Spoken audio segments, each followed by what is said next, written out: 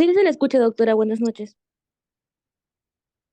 Listo. Entonces, ya vamos a empezar con la clase del día de hoy que corresponde a enfermedades ampollares.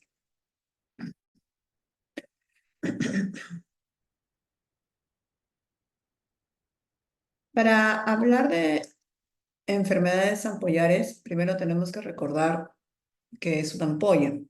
Como ustedes ya bien han estudiado, la ampolla es una lesión elemental primaria caracterizada por ser una lesión sobrelevada, circunscrita, unilocular, de contenido líquido y cuya diámetro es mayor de 0,5. Van a encontrar en algunos textos, en su mayoría mayor de 1 centímetro. Ya sabemos que si es menor, es una vesícula. Vemos que es la imagen de la izquierda. Aquí vemos esta lesión elevada. Si ustedes pueden visualizar a través de su pared, es muy bien, tiene un líquido bastante claro. Como ven, es una sola solución de continuidad unilocular. Ven acá a la derecha ya múltiples ampollas que se van confluyendo y formando incluso acá flictenas, que son aquellas lesiones elevadas de contenido líquido mayor de 1 centímetro. Pero en sí, esta es la definición. Entonces, las enfermedades ampollares es un capítulo muy importante de todo este curso, de todo este capítulo. Y un segundito, quiero desaparecer esto ya. Entonces vamos a ver que se definen como las dermatosis, que se caracterizan justamente por la presencia de estas lesiones elementales llamadas ampollas. Y que estas lesiones elementales van a aparecer no solamente en piel, como lo hemos visto en la imagen anterior, sino también pueden aparecer o comprometer también las mucosas, o ambas, tanto en piel como en mucosas. Y las ampollas van a estar localizadas básicamente a nivel de la epidermis, en todas estas capas que conforman la epidermis, o a nivel de la unión dermoepidérmica, es decir, van a ser que pueden ser también subepidérmicas, por debajo de la epidermis. Y van a tener unos mecanismos por los que se forman. El primer mecanismo que se describe es la esponjiosis, que es un edema extracelular, es decir, puede haber por un compromiso inflamatorio, material extracelular, lo que hace que estos queratinocitos, digamos que por el líquido extracelular se apachurren y le va a dar un aspecto estrellado, ¿no? Eso es lo que clásicamente pasa en las lesiones inflamatorias. Por ejemplo, si tomáramos una biopsia en las dermatitis atópicas, por ejemplo. La acantolisis. ¿Ustedes saben qué unidad estructural de la epidermis es aquella que une los queratinocitos? ¿Cómo se llama?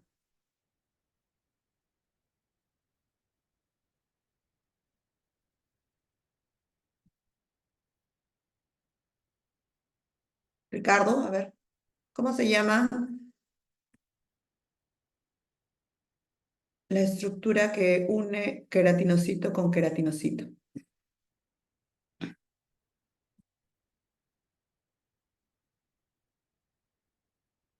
Jocelyn, ¿está por ahí? ¿O Gloria, que estuvieron en mi grupo? ¿Alguien que sepa?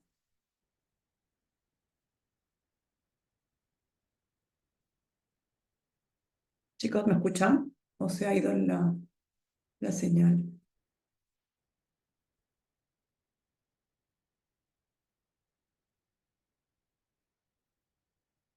¿Me están escuchando? Sí, doctora. Sí, doctora, sí la estamos Sí, sí, escuchando. doctora. A ver, acá tengo. Ya. ¿Alguien sabe? Es que, a ver, si yo no me ubico, ¿recuerdan cuáles son las capas de la piel? Eh, sí, doctora, el desmosoma. Ya, muy bien, son los desmosomas, pero respóndame, porque si no yo pienso que Sí, no, ya. Entonces, los queratinocitos se encuentran unidos entre sí a través de los desmosomas, que son los puentes intercelulares, digamos que son las escaleras que permiten que los queratinocitos estén unidos el uno al otro, tanto a los costados como hacia la superficie superior o inferior. Entonces, cuando existe una destrucción de estos puentes intercelulares, que son los desmosomas, se produce lo que llamamos acantolisis, que es la ruptura de los desmosomas. La razón la vamos a ver posteriormente. No se conoce bien por qué se produce, sin embargo, la ruptura de los puentes intercelulares se conoce como, o las ampollas que se forman producto de la destrucción de los puentes intercelulares, se llama acantolisis. Luego, otra de los mecanismos por los que se forman las ampollas son por la pérdida de cohesión dermoepidérmica. Los desmosomas unen queratinocito con queratinocito. ¿Pero qué estructura une el queratinocito con la membrana basal? ¿Saben?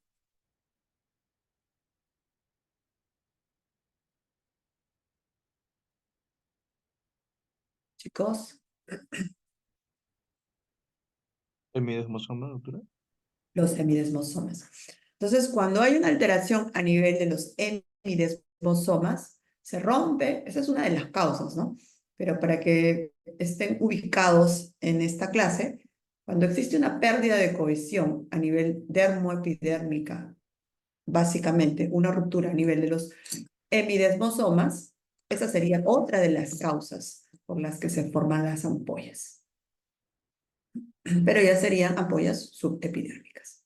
Luego, la citólisis, es decir, cuando existe un daño de los queratinocitos. Esto es bastante frecuente, por ejemplo, cuando tenemos quemaduras, hay necrosis de los queratinocitos, o por ejemplo, cuando existe mucha fricción sobre la piel y se dañan los queratinocitos por fricción.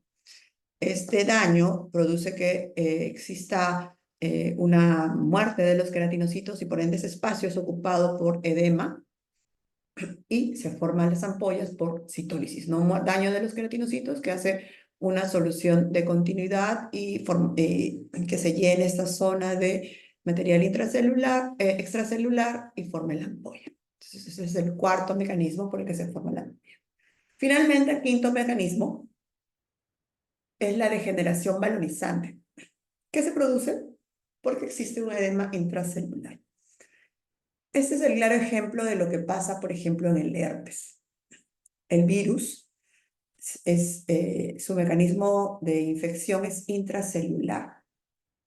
Y al dañar por dentro a la célula, va a hacer que la célula tome una forma de globo. Al no ser reconocida como una célula, como un queratinocito normal, común y silvestre, se produce en él una apoptosis, una muerte celular programada. Entonces, por ende, esta muerte celular programada va a hacer que desaparezca este queratinocito y quede un espacio que es llenado por material inflamatorio y, consiguientemente a ello, la formación de una ampolla. Entonces, este sería el quinto mecanismo por el que se forman las ampollas. Tenemos la esponjiosis, que es la inflamación, acantolisis por la destrucción de puentes intercelulares, la ruptura a nivel de dermoepidermis, la citólisis por daño propio del queratinocito y la degeneración valorizante. Entonces, estas son las cinco formas por las que se puede producir mayormente una ampolla. Y si hablamos de causas de ampollas, son múltiples. Vamos a tener desde infecciones, como ya hablamos del herpes, infecciones bacterianas, ustedes deben haber hecho ya cuando han hecho infecciones bacterianas como el impétigo, que tenemos también un impétigo ampollar, un impétigo no ampollar, pero en el que las dos podemos tener la presencia de vesículas. Luego, causas físicas, citólisis, ¿no? Por las temperaturas extremas, quemaduras, o la fricción. Causas metabólicas, reacciones alérgicas como toxicodermias, como picaduras o reacciones de hipersensibilidad que también nos llevan a la formación de ampollas. Y finalmente, las enfermedades ampollares autoinmunes, que son el tema de hoy, ¿no? Que pueden ser intraepidérmicas o subepidérmicas. Estas son todas las múltiples causas por las que podemos ver ampollas. Entonces, si hablamos ya propiamente de las etiologías, las ampollas pueden ser congénitas porque va a existir un defecto estructural de las proteínas intercelulares del epidermis con la dermis, que son las genodermatosis, que no es el tema de hoy, y las enfermedades ampollares adquiridas, que son aquellas que se producen porque las proteínas se alteran por la producción o por la unión posterior de autoanticuerpos, que esto es básicamente lo que vamos a ver en las enfermedades inmunoampollares, que es el tema de hoy. Entonces, en este cuadrito podemos ver esta clasificación más fácil. Entonces, tenemos algún grupo de las enfermedades congénitas, donde a la cabeza están las genodermatosis, que pueden ser básicamente las epidermolisis, que pueden ser epidermolíticas, chunturales o dermolíticas, y las enfermedades ampollares adquiridas, que esto es parte del grupo que vamos a tocar el día de hoy, que son las no inmunológicas, y aquí están las causas físicas, causas externas básicamente, ¿no? Causas físicas, infecciosas, metabólicas. De las causas físicas, pues las quemaduras infecciosas, impetigo, herpes. Dentro de las metabólicas, la diabetes. Hay una enfermedad en la que se forman bulas por diabetes o la porfiria cutánea táctica.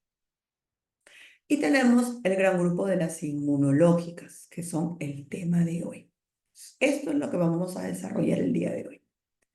En este gran grupo lo vamos a dividir en dos subgrupos muy importantes. Las acantolíticas, aquellas que se forman a nivel de los desmosomas, donde están el gran grupo de los pénfigos, con su forma clásica y formas más raras.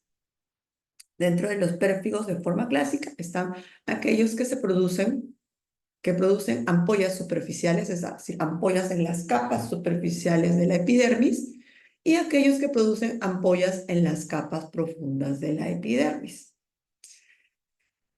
Las que producen, dentro de los grupos que forman ampollas superficiales está el pénfigo foliáceo con su variedad pénfigo eritematoso, y dentro de las formas de pénfigo profundas, o sea que la ampolla se localiza más profundamente, está el pénfigo vulgar con su variedad pénfigo vegetante. Existen formas raras como el pénfigo herpetiforme y el pénfigo paraneoplástico, que histológicamente se parece mucho a los pénfigos suprabasales. Y las no acantolíticas son aquellas que generalmente son con formación de ampollas subepidérmicas, o sea que la alteración va a estar a nivel de la membrana basal, básicamente. Acá está el gran grupo, que es el penfigoide ampollar, el penfigoide de mucosas, el penfigoide gestacional, la dermatitis herpetiforme, que también va a ser tema del día de hoy. Epidermolisis ampollar adquirida y lupus ampollar, que no son tema de hoy. Entonces, dentro del grupo de las enfermedades inmunoampollares tenemos que rescatar que son un grupo heterogéneo de enfermedades adquiridas caracterizadas por la formación de ampollas, todas. Clínicamente vamos a ver ampollas. Ahora, que las ampollas pueden variar y ser ampollas más delicadas, ampollas más densas, eso lo vamos a describir uno por uno en cada uno de las patologías pénfigos o penfigoides que describamos. Pero lo que va a caracterizar clínicamente en todos es la presencia de ampollas. Y lo que la va a diferenciar básicamente son la presencia de autoanticuerpos, que la mayoría de ellos van a estar, van a tomar como antígenos a estructuras propias de nuestra piel, pero en diferentes niveles, que ahora lo vamos a ver. Entonces, ¿qué caracteriza las enfermedades inmunoampollares? Que tienen justamente clínicamente la presencia de ampollas y que van a tener autoanticuerpos, o sea, nosotros mismos, esas mismas personas con estas patologías van a producir sus propios autoanticuerpos contra antígenos que son estructuras propias de nuestra misma piel. Por eso son inmunológicas, ¿no? Enfermedades inmunológicas. ¿Se entendió hasta ahí? Sí, doctora. Perfecto. Entonces, esta es nuestra piel normal. Epidermis, dermis, hipodermis. Esto es nuestra epidermis. Si empezamos de la parte más interna hacia la parte más externa, tenemos la capa basal, que es una capa cúbico, cilíndrica, única, luego va subiendo el estrato espinoso, luego el estrato granuloso y luego el estrato córneo. No menciono el lúcido porque esto es más en palmas y plantas y la verdad es que la mayoría de estas lesiones no tiene casi presencia de ampollas en palmas y plantas. Entonces, va a haber mucha variación entre una enfermedad ampollar que presenta ampollas a nivel de la capa basal, que si su ampolla está a nivel de la capa granulosa o córnea. Entonces, nuevamente, recordemos, capa basal, capa espinosa, capa granulosa, capa córnea. Si queda claro hasta ahí y lo han recordado, lo demás va a ser mucho más sencillo. ¿Qué nos une los queratinocitos? Queratinocito con queratinocito, desmosoma. Son los bracitos que los mantienen unidos. El desmosoma es un complejo, no es simplemente los bracitos que vimos ahí. Si ven ustedes, el desmosoma tiene una parte, no se ve, una parte intracelular, tiene una parte extracelular y nuevamente a la otra parte intracelular. Si nos ubicamos, este es un queratinocito, este es otro queratinocito y este es intracelular, ¿no? Entonces vemos que el desmosoma, que son los bracitos que mantienen unidos los queratinocitos, tiene varias partes. Su placa interna cada queratinocito y la zona central. Si ven ustedes, está formada por varias proteínas, varias moléculas transmembranas que son las desmogleínas, que es bastante importante, las desmocolinas, la placofilina, la placlacovina, la desmoplaquina, la hemiplaquina y la periplaquina. ¿Cuáles son los que me interesa que no se olviden? Las desmogleínas. Miren ustedes, tienen una parte intracelular y una parte intercelular. Y las desmocolinas, ¿no? Y las placoglobinas que están intracelulares prácticamente, pero también forman parte de. Entonces, estas estructuras van a ser las que van a ser reconocidas como autoantígenos. O sea, van a ser reconocidas como agentes raros externos contra los que vamos a producir autoanticuerpos. En una piel normal, estos me mantienen los queratinocitos unidos y no pasa nada. Pero si yo tengo autoanticuerpos que me tocan acá, se rompe y obviamente me producen, ¿cómo se llama ese mecanismo por el que se rompe y se separan los queratinocitos? Lo hemos dicho ahorita, hace un par de minutos. Acantólisis. Acantólisis, muy bien. Entonces, también, así como tenemos estructuras que unen queratinocito con queratinocito, están las estructuras que unen el queratinocito con la membrana basal, que son los hemidesmosomas. Acá tenemos queratinocito de la capa basal, la membrana basal, y acá están los hemidesmosomas, ¿no? Esas estructuras que forman toda la zona de anclaje de los queratinocitos a la membrana basal. Entonces, si queremos clasificar a las enfermedades inmunoampollares por la localización, otra forma de clasificarlas serían aquellas enfermedades ampollares o inmunoampollares, como ya hemos visto en nuestro diagrama que les puse inicialmente, aquellas que son acantolíticas, en las que se va a romper los desmosomas y va a traer secundariamente la formación de ampollas intraepidérmicas o aquellas enfermedades inmunoampollares no acantolíticas cuya ampolla va a estar por debajo del epidermis. Ya les hice mención de que las enfermedades inmunoampollares acantolíticas aquí pertenecen el gran grupo de los pénfigos. Y en las no acantolíticas está el grupo de los pénfigoides más la dermatitis herpetiforme. Si queremos localizarnos en la epidermis y ver, ¿no? dónde se localizan los pénfigos, como ya les dije, existen pénfigos superficiales y pénfigos profundos. Los pénfigos superficiales son aquellos que tienen la ampolla a nivel subcórneo, o sea, por arriba. ¿Se acuerdan la capa córnea? Y por debajo de ellas está la capa granulosa, ¿cierto? Entonces, por debajo de la capa córnea va a estar la ampolla del pénfigo foliáceo o de los pénfigos foliáceos, del eritematoso y fuego salvaje. Y el pénfigo profundo va a tener una ampolla que es suprabasal, o sea, por encima de la capa basal. Pero ¿quién está por encima de la capa basal? El estrato espinoso, el estrato granuloso y el estrato córneo. O sea, tenemos una buena, no buena, pero tenemos bastante techo de la ampolla. Y aquí es el gran grupo del pénfigo vulgar con su variedad vegetante, el pénfigo herpetiforme, el pénfigo paraneoplásico. Y cuando hablamos de enfermedades no acantolíticas, están las ampollas subepidérmicas y hasta acá el gran grupo de los pemfigoides.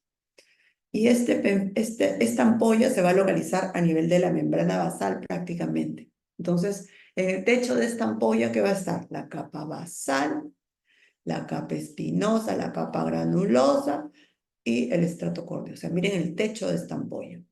Y quiero que se fijen bien porque dependiendo de la cantidad o del grosor de techo que tenga cada ampolla, va a ser lo que ustedes clínicamente van a ver. Entonces, comenzamos con el gran grupo de los pénfigos. El término pénfigo viene de pénfig, que significa ampolla o bula. Son un gran grupo de ampollas intraepidérmicas. Por eso los pénfigos son acantolíticos. La acantolisis se produce a nivel por una ruptura de desmosomas, que son los que unen los queratinocitos. Entonces acá tiene que ser intraepidérmica la ampolla. Son enfermedades crónicas en los que vamos a tener en la mayoría de ellos autoanticuerpos tipo IgG. Digo en la mayoría porque no todos los pénfigos, existe un pénfigo tipo IgA, que tienen otro tipo de anticuerpos, ¿no? Pero lo que vamos a mencionar hoy día es la mayoría de ellos tipo IgG, que se dirigen contra la superficie celular de los queratinocitos, dando lugar a la que bien me mencionó su compañera, que es la llamada acantolisis. Existen tres formas principales: el pénfigo vulgar, el pénfigo foliáceo y el pénfigo paraneoplásico. Edades en las que en distribución se distribuyen igual en sexo femenino como masculino, aparecen en la edad adulta o adulto mayor. Y casi todos tienen la misma distribución, excepto el pénfigo fuego salvaje, que como van a ver tiene una característica de ser endémico. Por ende, su distribución varía de lo que era 1 a 1 normalmente, acá este es 17 a 1. Entonces, para entenderla, nuevamente recordar la histopatogenia, sabemos que tenemos autoantígenos y autoanticuerpos. Los autoantígenos implicados en la aparición de los pénfigos son componentes de los desmosomas, ¿verdad? No es el desmosoma propiamente, son sus estructuras que lo forman. Y que este desmosoma es responsable de la lesión celular. Y los autoanticuerpos son los autoanticuerpos que producimos básicamente en estas enfermedades que vamos a desarrollar, tipo IgG, dirigidos contra los autoantígenos reconocidos como ajenos. ¿Y por qué se produce esto? No se sabe. Entonces, nuevamente vemos, estos serían los autoantígenos, los reconocidos como autoantígenos, y acá los tenemos mejor descritos. Sabemos que los pénfigos profundos son el pénfigo vulgar, con su variedad vegetante. Los autoantígenos involucrados, esos se tienen que acordar, son la desmogleína 1, la desmogleína 3 y una proteína de placa de 85 kilodaltons, que es la placoglobina. Les dije que son pénfigos profundos, por encima de la ampolla, por encima de la capa basal, o sea, son pénfigos suprabasales. Luego tenemos el pénfigo superficial, el que está por debajo de la capa córnea, o sea, ¿dónde? A nivel de la capa granulosa. Con sus variantes, pénfigo eritematoso o pénfigo fuego salvaje. Acá el autoantígeno es la desmogleína 1. O sea, este es el reconocido como autoantígeno. Más una proteína de 85 kilodaltons, que es la placoglobina. Entonces, la ampolla aquí es superficial. ¿Dónde? Subcórneo o a nivel de la capa granulosa, como quieran recordarlo ustedes. Y el otro pénfigo importante es el pénfigo paraneoplásico. Básicamente acá, este tipo de pénfigo se cree que se produce por una reacción cruzada, en la que el pénfigo quiere reaccionar contra la neoplasia de base y produce reacciones autoinmunitarias humorales y celulares, causando autoantígenos que van a afectar o van a ir contra la desmogleína 1 y la 3. Por eso es que se parece clínicamente muchísimo al pénfigo vulgar. Aquí también vamos a tener una ampolla intraepidérmica. No tan localizada como la ampolla, el pénfigo vulgar, pero sí es intraepidérmica. ¿Por qué existe la diferencia del pénfigo superficial, del pénfigo vulgar? ¿Por qué uno ataca por qué uno causa un compromiso a nivel de la piel y el otro no? ¿Por qué uno afecta mucosa y piel y el otro solo afecta piel? Eso se cree que estaría relacionado a una teoría que se llama la teoría de la compensación de la desmogleína. Se dice que, no se dice, es lo que realmente pasa. En piel, miren, esta es la piel, esta es la epidermis de la piel, existe mayor proporción o mayor porcentaje de desmogleína 1, que sería el que es reconocido contra el antígeno, el que es reconocido como antígeno, perdón, en esta distribución, ¿no? Existe mayor cantidad de desmogleína 1 a nivel de las capas más superficiales de la piel y menor cantidad a nivel de las capas profundas. Y en mucosa existe poca cantidad de desmogleína 1 y mucha cantidad de desmogleína 3. Entonces, ¿qué son las desmogleínas? Parte de los desmosomas. Entonces, si tenemos autoanticuerpos que atacan o que van contra la desmogleína 1 y esta está en mayor proporción en las capas superficiales, de hecho va a haber acantolisis, porque no hay quien lo supla. Pero si hay autoanticuerpos contra desmogleína 1 en las capas profundas, tengo yo quien me compense, que es la desmogleína 3. Entonces no me va a permitir que se separen a este nivel, pero sí en la parte superior. En mucosa tengo poca proporción de desmogleína 1 y tengo bastante proporción de desmogleína 3. Entonces, por más que tenga yo autoanticuerpos contra la desmogleína 1, la desmogleína 3 va a cumplir la función y me va a suplantar y no va a permitir que se rompa las estructuras, entonces en mucosa permanecen indemnes. Acá si hay ampolla, porque el autoantígeno está en mayor proporción, entonces los autoanticuerpos afectan todo esto y voy a tener ampollas en piel. En pénfigo vulgar, ¿se entendió la teoría de la compensación? Sí, Sí, doctora. Hasta acá. ¿Ah? ¿Perdón? Chicos, entendió, doctora. ¿sí se entendió? Ya, entonces, lo mismo pasa en el pénfigo vulgar. La diferencia es que en el pénfigo vulgar hay pénfigos vulgares que solo generan autoanticuerpo contra la desmogleína 3 y hay pénfigos vulgares que tienen autoanticuerpo contra la desmogleína 3 y 1.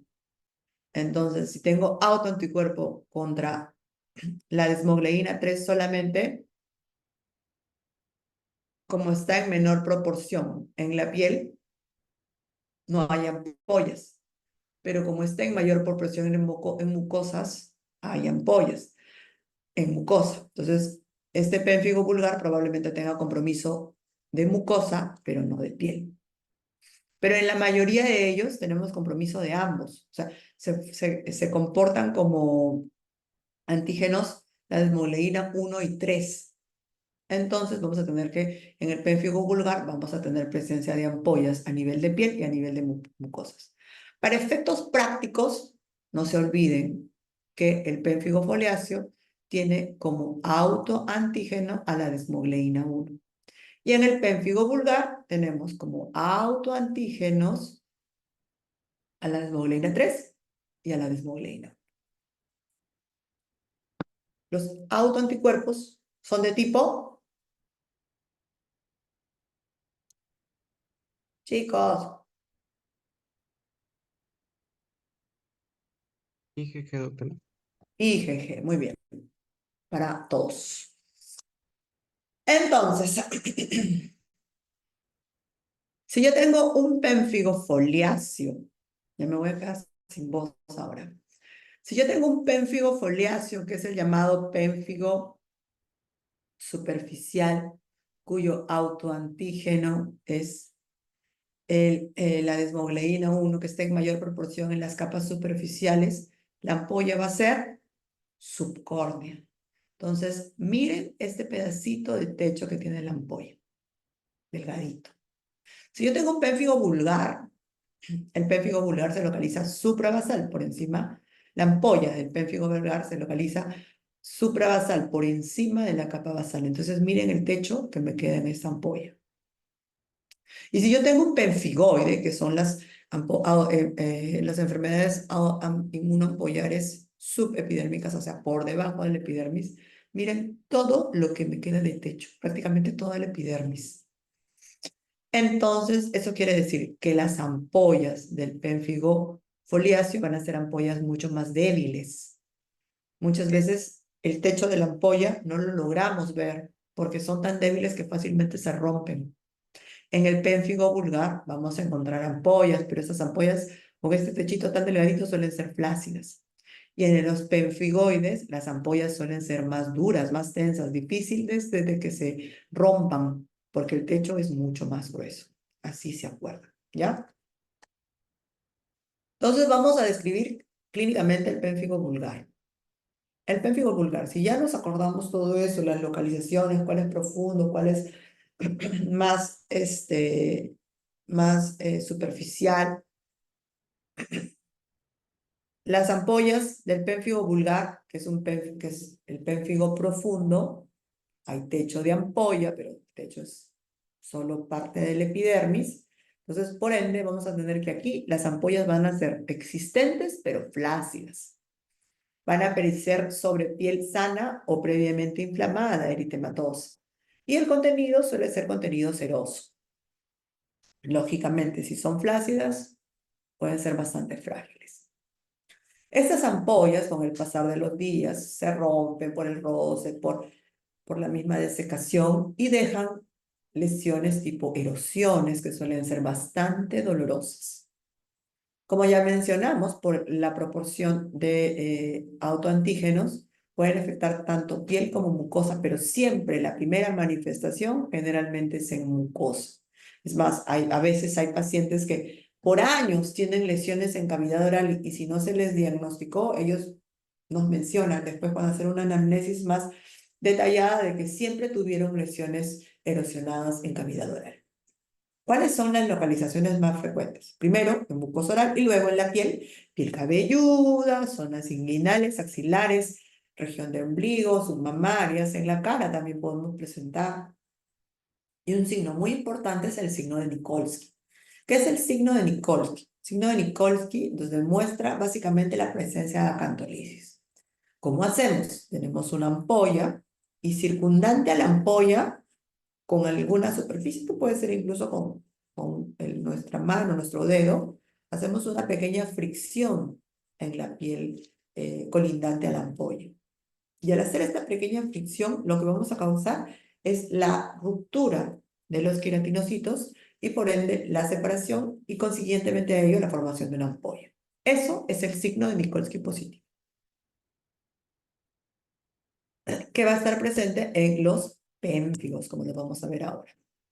Las lesiones van a curar dejando parches hiperpigmentados sin cicatriz, porque acuérdense que las lesiones son superficiales, son a nivel del epidermis, y cuando las lesiones son a nivel del epidermis, curan sin dejar cicatriz. ¿Pueden dejar manchas? Sí, pero sin cicatriz. Y estos son los que ven, ¿no? Las clásicas erosiones en cavidad oral y ampollas así, todas, yo les digo ampollas chorreadas, ¿no? Pero son ampollas flácidas y rápidamente se pueden romper y que dejan estas manchas, ¿no? Nuevamente acá ya una ampolla de múltiples lesiones de múltiples días, donde ya no se ve la ampolla, sino son las erosionadas. Acá una pequeña ampolla, y como ven, toda chorradita, ¿no? Ampollas flácidas. Cuando se rompe el techo, erosiones, múltiples erosiones. Nuevamente acá, erosiones. ¿Cómo diagnosticamos un pérfido vulgar? Definitivamente lo más importante es la biopsia. Sin embargo, a veces no tenemos biopsia a la mano, o bueno, la biopsia también demora unos días. Entonces, queremos hacer un examen un poco más rápido, podemos usar el test de SAM. El test de SAM es la toma de una muestra de la piel con una lámina en la cual se rompe o se raspa la base de la ampolla y lo que vemos en el microscopio son las células, los queratinocitos. Pero estos queratinocitos, cuando están en la epidermis, unidos uno al otro por los queratinocitos, se van alargando porque están en cierta tensión. Pero si yo le rompo esos bracitos, ese queratinocito que está medio alargado, va tomando, ya no está tan tenso y va tomando la forma de una bolita. Esos son los llamados queratinocitos acantolíticos. O sea, mientras están unidos uno al otro, jalan bracitos y se ven estiraditos. Pero una vez que rompemos queratinocitos, estos queratinocitos ¿qué les digo? Se unen en sí y se van formando como pequeños globitos que son los queratinocitos o también llamadas células acantolíticas. Entonces eso es lo que vemos en el test de SAM, que es un examen directo de la base de la ampolla en una lámina. Lo más frecuente que hacemos nosotros es justamente un estudio histopatológico. Tomamos una biopsia, una muestra de la ampolla, una ampolla chiquita que podamos visualizar y vemos, ¿no? La epidermis, la zona de la hendidura, y acá lo que nos caracteriza en el pénfigo vulgar es justamente la presencia de una ampolla suprabasal. ¿Ven acá? Esta unicapa que se forma y que se separa, ¿no? Estos queratinocitos se van a separar hacia arriba y como les dije, el queratinocito también me mantiene unida la piel hacia, los queratinocitos hacia los costados. Entonces, cuando se rompe acá, también se rompe intercelular. Y quedan como estructuras cuboideas, paraditas, uno al costado del otro. Y eso también tiene un nombre, ¿no? Le llaman como si fueran como lápidas de un cementerio, una unida a la otra. Y acá están estas células redondeadas, que son básicamente las células acantolíticas, ¿no? Porque cuando se rompen, no es que todo se rompe y todo junto se va. Hay células que quedan flotando en la hendidura o en la ampolla, como vemos acá, que son las células acantolíticas. Ahora, si nosotros queremos hacer inmunofluorescencia y detectar los depósitos de autoanticuerpo, también se hace, miren, acá está. Y todo lo que ven en brillo son los autoanticuerpos de tipo IgG, que pueden estar en la inmunofluorescencia directa, los vemos en la misma ampolla, o también los podemos hacer en sangre, que es la inmunofluorescencia indirecta, que te detecta justamente la presencia de autoanticuerpos en suero. El diagnóstico diferencial, al ser una enfermedad apoyar, todo lo que me genera ampollas, pues, ¿no? Puedes comprometer tanto piel como mucosas. Está la estomatitis herpética, el eritema multiforme, síndrome de Stevens-Johnson y el pemfigoide ampolloso, que también produce ampollas, pero ya ustedes van entendiendo que las ampollas son diferentes. El tratamiento, al ser una enfermedad inmunológica, lo que tenemos que hacer es bajar esa respuesta inmunológica. Y acá la piedra angular son los corticoides. Para el caso del pénfigo vulgar, podemos usar corticoterapia sistémica. Lo que más se usa en los casos más leves, pues prednisona, 1 miligramo por kilo por día, 3 a 7 días hasta esperar que ya no aparezca ninguna ampolla nueva. Y luego se va bajando paulatinamente con el pasar de los meses, ¿no? O también pulsamos al paciente con dosis altas de metilprednisolona, baja la respuesta y luego podemos usar también a su vez ahorradores de corticoides que son inmunomoduladores como la atropina, el micofenolato, la tricofluramida. En los casos que suelen ser bastante resistentes, que no responden a corticoides sistémicos en grandes pulsos, varios pulsos, existen biológicos como es el rituximab, que lo que hace es disminuir la producción de autoanticuerpos a través del bloqueo de los linfocitos B. O la inmunoglobulina también nos va a ayudar, ¿no? Todo lo que pueda, de alguna forma, hacer un stop en nuestra respuesta inmunitaria nos va a servir. Como les dije, el pénfigo vulgar tiene una variante que es el pénfigo vegetante. El pénfigo vegetante, gracias. Mapi, un ratito, chicos. Ya. Entonces, el pénfigo vegetante tiene una característica. Es una variante del pénfigo vulgar, pero tiene un patrón bastante reactivo, por el cual esas ampollas que vemos igual en el pénfigo vulgar no siempre quedan en las erosiones, sino que se transforman en vegetaciones. Ahora lo vamos a ver, ¿no? Inicialmente, a diferencia del pénfigo que aparece como vesículas, ampollas, este inicia con la presencia de pústulas. Estas pústulas pueden dejar erosiones y posteriormente a ello las vegetaciones. Y a diferencia de la localización que vimos en el pénfigo, estos suelen presentarse también en zonas intertriginosas, axilas, ingles. También en cuero cabelludo y cara, pero son más frecuentes en las zonas intertriginosas. Van a haber dos subtipos. Un subtipo que es más severo, que es el de Newman, que se presenta en axila, región inguinal, comisuras labiales, pliegues, es mucho más agresivo, se parece mucho más al desarrollo del pénfigo vulgar, y el otro, que es el de Hollow-Pugh, que es menos severo y que generalmente se presenta en la región lumbosacra. Entonces vemos, estas son las clásicas erosiones que veíamos en el pénfigo vulgar. No sé si se acuerdan, recuerdan, y ahí es donde básicamente quedaba.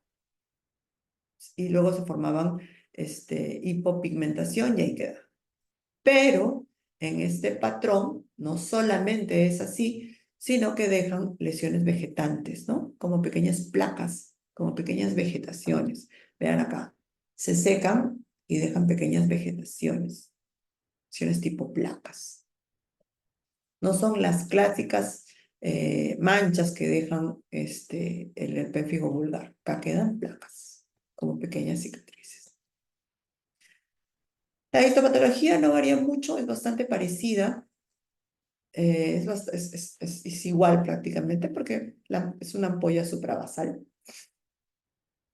Así que ahí no hay más que ahondar. Luego tenemos los pénfigos superficiales, donde está el pénfigo foliáceo. Aquí, ¿cómo creen que será la ampolla?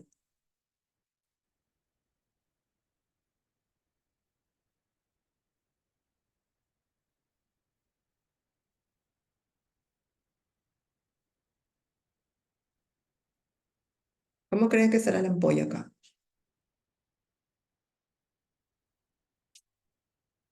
Ya. La ampolla, acuérdense que es una ampolla superficial, por debajo de la capa córnea. Entonces, su techo sería solamente la capa córnea. Les dije que esa ampolla es mucho más frágil. En estos pacientes es muy raro que podamos ver ampolla de frente. Cuando vienen los pacientes al examen, lo que vemos son erosiones, porque el techo de la ampolla ya se rompió. Entonces, dentro de las características clínicas, generalmente inician o aparecen estas lesiones en una piel eritematosa. rápidamente se desarrollan erosiones cutáneas. Ya hemos visto que por la teoría de esta compensación en cavidad oral no vemos compromiso prácticamente. Y tiene una característica importante también, que aparecen generalmente en zonas seborreicas, cara, cuero cabelludo, tronco. Y como ya bien ustedes están reconociendo, son vesículas muy superficiales y muy frágiles. Eso es al inicio, porque posterior a ello, con el desarrollo, con la evolución, estas lesiones erosivas obviamente se secan, se desecan y van formando costras. Y producto de la desecación también tenemos escamas. Puede haber formas localizadas, una que otra lesión, pueden haber formas generalizadas, eso lo vamos a ver cuando describamos sus variantes, pero aquí, como en todos los pénfigos, hay Nikolsky positivo. O sea, tocamos una superficie adyacente a la ampolla y vamos a ver cómo esta produce una nueva ampolla. Entonces, como les decía, estos pacientes rara vez encontramos ampolla, no encontramos prácticamente, y de frente vemos erosiones, como vemos en la imagen derecha. Va secando el cuadro y vamos a tener presencias de costras o escamitas. Por eso es que se llama foliáceo, porque quedan como hojas en la superficie de la piel, estas zonas desecadas. Foliáceo viene de hoja. Pues acá, erosiones, como les digo, hay formas localizadas, hay formas más generalizadas, pero en sí, lo que vemos en estos pacientes más son erosiones. ¿Ven acá? Compromiso de zonas seborreicas, ¿no? Acuérdense, la cara es una de las zonas más seborreicas que tenemos. Mejillas, tronco, bastante frecuente. Nuevamente, tronco.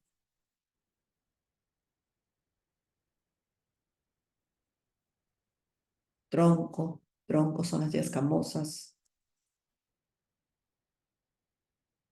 Y dentro de las variantes del pénfigo foliáceo o pénfigo superficial está el pénfigo eritematoso.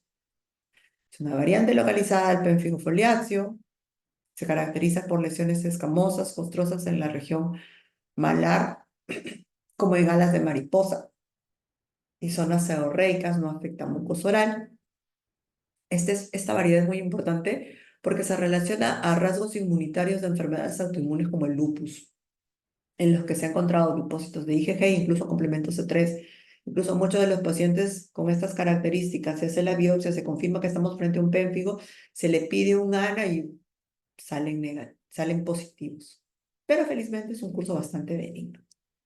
¿Cuál es la característica que se asocia? Pues el hecho de que tengan un ANA positivo.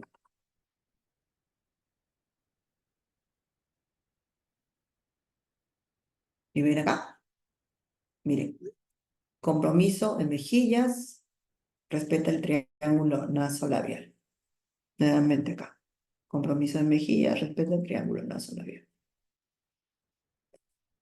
Esa sería una de las formas de diferenciarlo, por ejemplo, de una rosácea, ¿no?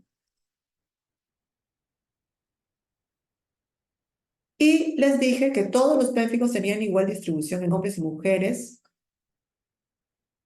excepto el pénfigo foliáceo endémico. Y esta es una variedad que se encuentra con mayor, o está en mayor distribución en zonas ciertamente endémicas como son zonas de la Amazonía. Aquellas en Perú tenemos, en Brasil, en Colombia, en Paraguay. Es bien frecuente en jóvenes, adultos jóvenes, y se cree que aquí existen autoanticuerpos contra la desmogleína 1, pero que se deberían porque va a existir en estos pacientes que la han padecido una exposición repetida a ciertos insectos hematófagos como es el Simulium ruinosum o el Simulium nigrimanum, que lo que haría es otra vez una reacción cruzada, ¿no? La saliva de estos insectos se parecería mucho a la desmogleína 1. Entonces, eso produciría que los autoanticuerpos también, que produciríamos porque nos pica este insecto, atacarían a la desmogleína 1 de la piel. en lugar de atacar a la desmogleína 1, al componente específico de la saliva que tienen estos insectos. Las ampollas siguen siendo igual, son ampollas flácidas, vamos a encontrar en estos pacientes eritema costras, acuérdense que es gente joven, acuérdense que son familias que se afectan.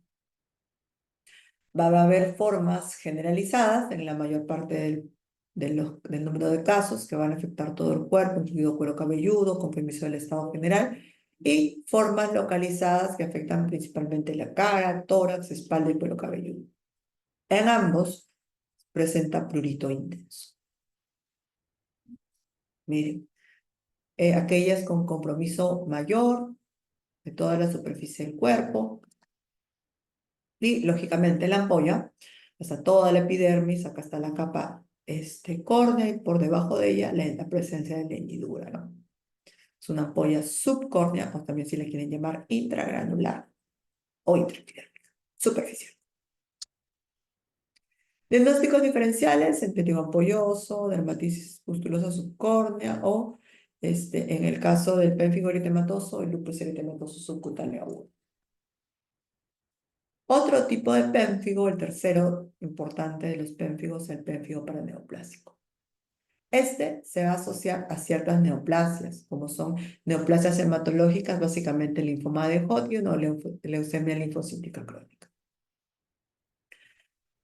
Una de las características que nos serviría a nosotros para diferenciarla del pénfigo vulgar clínicamente sería que ellos producen un compromiso de la cavidad oral, pero el compromiso en estos pacientes de la cavidad oral es un compromiso bastante severo. Los pacientes hacen una estomatitis severa, con úlceras, erosiones, zonas de necrosis, y que por más que se le dé el tratamiento inmunosupresor a estos pacientes, no se resuelven. Por eso se les llama estomatitis intratable. Puede tener compromiso múltiples en la piel, son lesiones polimorfas, no son las clásicas solamente ampollas, sino también puede tener máculas eritematosas. Va a tener también otro que los diferencia es el compromiso en palmas y plantas, donde va a tener esas lesiones clásicas como en diana, como en tiral blanco a nivel de palmas y plantas, también nos sirven para diferenciar del pénfigo vulgar. O sea, tenemos ampollas muy parecidas, pero acuérdense que la diferencia, la estomatitis intratable y las lesiones en palmas y plantas que tampoco se describen en el pénfigo vulgar. Y bueno, este es el tipo de estomatitis, ¿no? Lesiones, erosiones costrosas y la presencia de ampollas flácidas. Aunque en estos pacientes también podemos tener un poquito de, algunas ampollas un poquito más duras, ¿no? Nuevamente acá. ¿Y qué pasa? Estos pacientes, pues, al ser síndromes paraneoplásicos, muchas de estas manifestaciones pueden aparecer antes, pueden aparecer durante o pueden aparecer por el diagnóstico. Por eso ustedes pueden diagnosticar un linfoma por un pénfigo paraneoplásico, sería ideal, ¿no? Diagnósticos diferenciales, pénfigo vulgar, pénfigo de membranas mucosas por el compromiso de mucosas y el eritema multiforme por el compromiso de palmas y plantas, las clásicas lesiones en diana. Pénfigo herpetiforme es una variante poco frecuente del pénfigo. Las características clínicas son muy similares a la dermatitis herpetiforme, que la vamos a ver en lesiones ampollares no acantolíticas. Pero al ser pénfigo, pues son ampollas intraepidérmicas, ¿no? Y van a tomar una distribución como en el herpes, por eso es que se llaman pénfigo herpetiforme. El tratamiento corresponde a dapsona, dosis bajas de corticosteroides, es lo que mejor va. Y ven acá, múltiples lesiones ampollares, un poco más flácidas, algunas un poco más tensas, que tienen la distribución de un patrón dermatómico, miren acá. Y este es un pénfigo, herpetiforme, pero ya en desecación. Lo importante de él es que se hizo una biopsia, se diagnostica, se ve que es dónde está la ampolla y por la distribución ya se hace el tipo de clasificación, ¿no? Luego Vamos a pasar al grupo de las enfermedades inmunoapoyares no acantolíticas, donde están el gran grupo de los pemfigoides, el pemfigoide ampollar, y también la dermatitis herpetiforme. Es otro tipo de enfermedades ampollares, pero ya subepidérmicas. El pemfigoide ampollar es el más común de las subepidérmicas. Este se presenta en edad un poco más avanzada y aparecen como ampollas muy pruriginosas. La presentación clínica es polimorfa porque vamos a ver que al inicio es unas placas y luego ya se forman las ampollas. Los antígenos van a ser componentes de los hemidesmosomas, como ya hemos mencionado. Son dos antígenos, son dos estructuras que se comportan como autoantígenos, que son la proteína de membrana 180 o la proteína hemidesmosómica 180 y el antígeno de membrana proteína hemidesmosómica 230. Como la mayoría de estas enfermedades ampollares son crónicas y así actúan o así tienen su evolución, mejoran, aparecen, reagudizan y empeoran. Entonces, ¿dónde está? Mire, esta es el epidermis, esta es la membrana basal formada por la lámina lúcida densa y la lámina subdensa. Y aquí están estas dos estructuras, ¿no? En la proteína hemidesmosómica 180 y la 230, que son parte de los hemidesmosomas. Los autoanticuerpos, ya sabemos, todos los que hemos visto son IgG contra esas proteínas, ¿no? Proteína hemidesmosómica 230 y 180, que como ya hemos visto, forman parte o están localizadas en la membrana basal. Se asocian a enfermedades autoinmunitarias, sí, están relacionadas a miastenia gravis, anemia perniciosa, enfermedades reumatológicas como el AR o el LES. Entonces, les dije que iba a tener dos manifestaciones clínicas muy diferentes. Existe el pemfigoide apoyoso que aparece en el inicio, donde vamos a tener etapa prodrómica. Generalmente en estos pacientes se inician con prurito y sobre el prurito aparecen placas eritematosas medias urticariformes, o sea, la placa eritematosa con el centro un poco más claro, pero que suelen ser muy pruriginosas. Y así, ¿no? Mira, placas eritematosas parecen ronchas en realidad, grandes, amplias, con el centro un poco más claro, como suelen ser las placas urticariformes.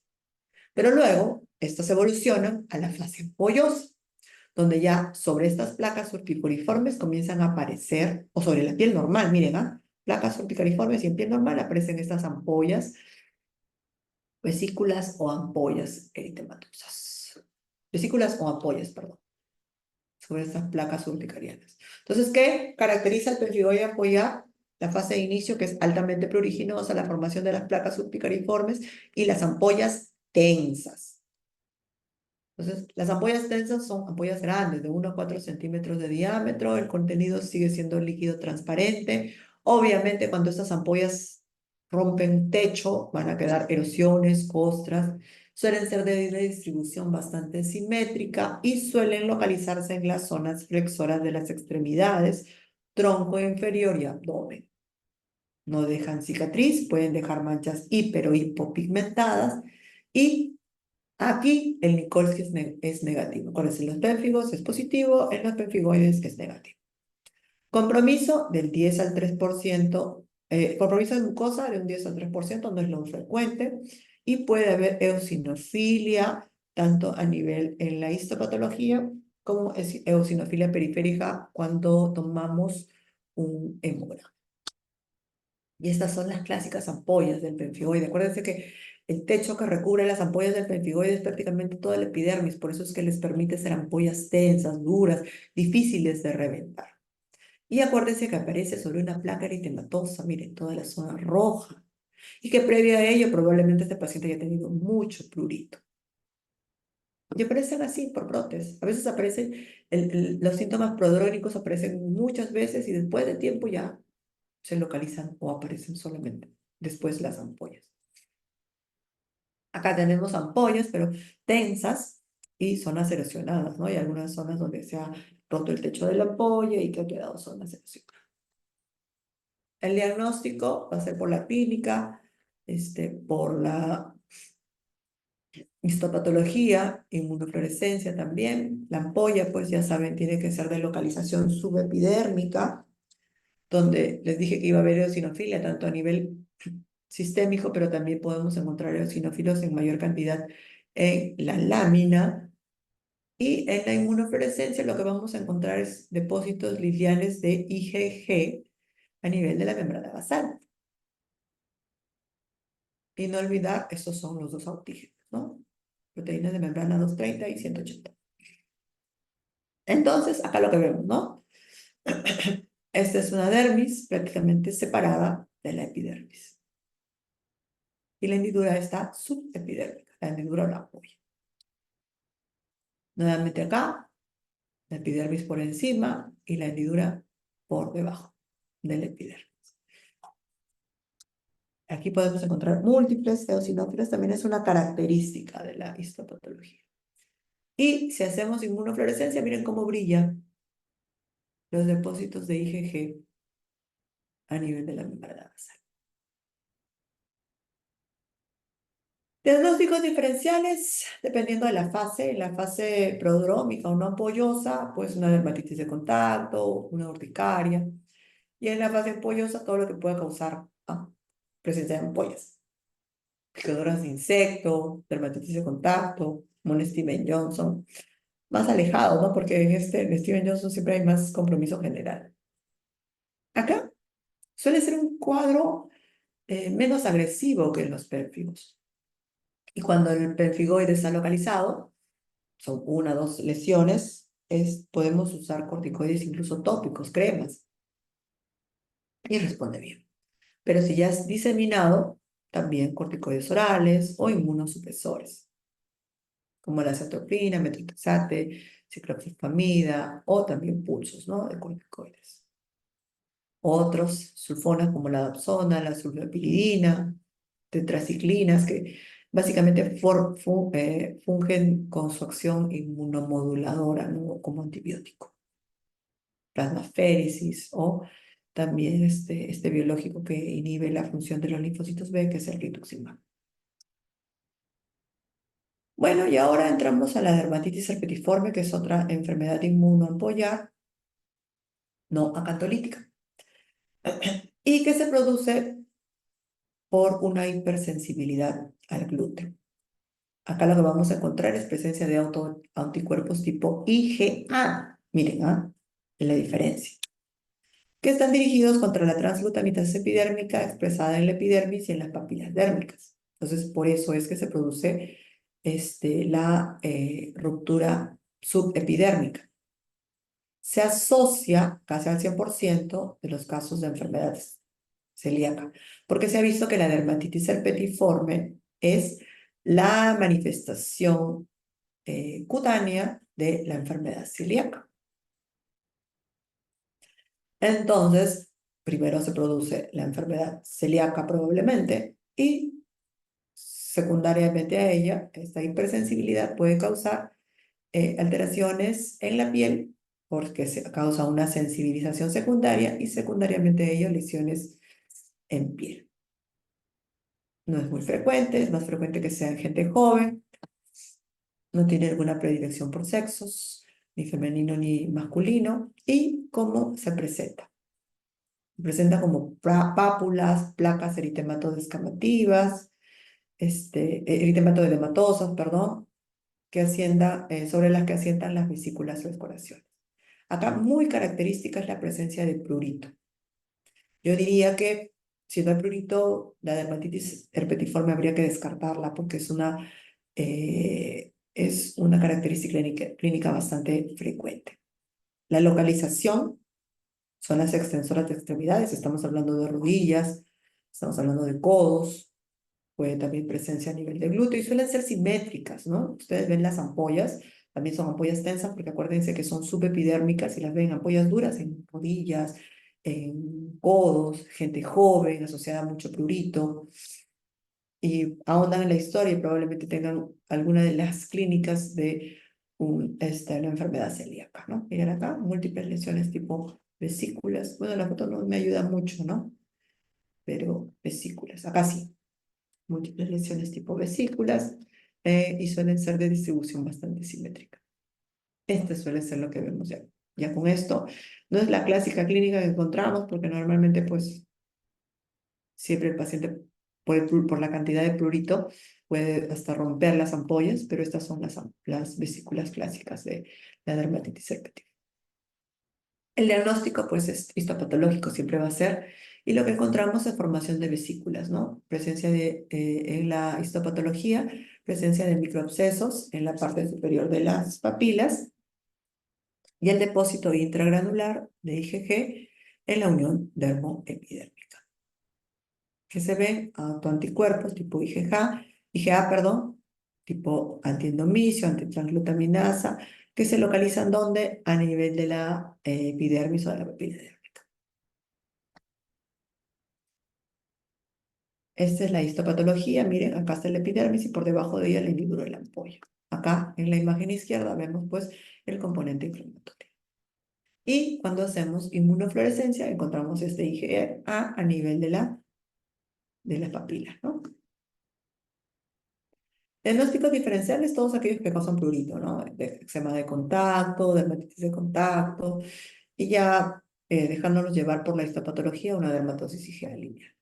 Tratamiento, lógicamente, si estamos asociándolo a una enfermedad celíaca, la dieta sin gluten.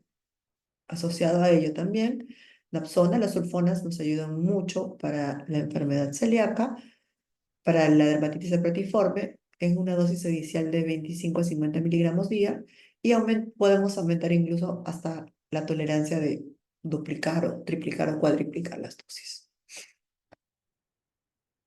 ¿Alguna pregunta?